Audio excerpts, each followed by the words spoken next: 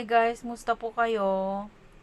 So, ngayon guys, medyo nakakalungkot kasi halos araw-araw ang may nababawasan po yung aking mga subscribers. So, ayun, siguro hindi lang po ako yung nakakaranas nito.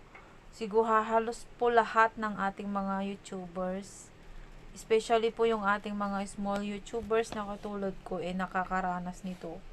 So guys, ituturo ko sa inyo kung paano makita yung ating lost subscribers. So una guys, punta tayo sa Chrome. And then i-click nyo ang youtube.com.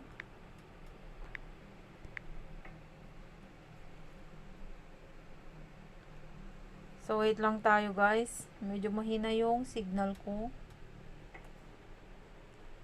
I-click nyo ang tatlong dot dito sa taas. Make sure guys na naka-desktop site kayo. Ayan, kasi ang gamit po natin is phone. So, kailangan po nating i-check yung desktop site. So, ayan, naka-desktop site po ako. I-click nyo ang profile icon sa gilid. And then, YouTube Studio.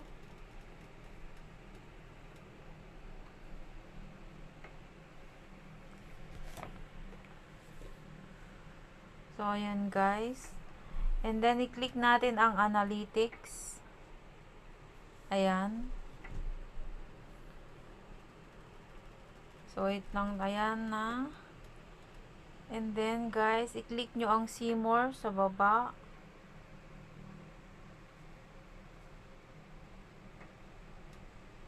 Ayan. And then, i-click nyo ang more. So, may nakalagay dito na subscription status at subscription source. So, i-click nyo ang subscription source. So, ayan guys, kung makikita ninyo, mas malaki pa yung nawala sa akin na subscribers ko kaysa sa subscribers ko. So, grabe guys, nakakalungkot talaga. Pero, ayan, tuloy lang, laban lang. So, ayan guys, ang laki nang nawala sa akin. 440 yung nawala sa akin. So, ayan, nakakalungkot. Pero, ayan. So, ayan guys, ipapakita ko sa inyo ito. I-click nyo itong, ayan. So, may month dyan na nakalagay kung ilang subscribers yung nawala sa inyo. So, i-try ko tong September, nung September, kung ilan yung nawala sa akin. So, ayan. So, ayan guys, yung nawala sa akin nung September is 157.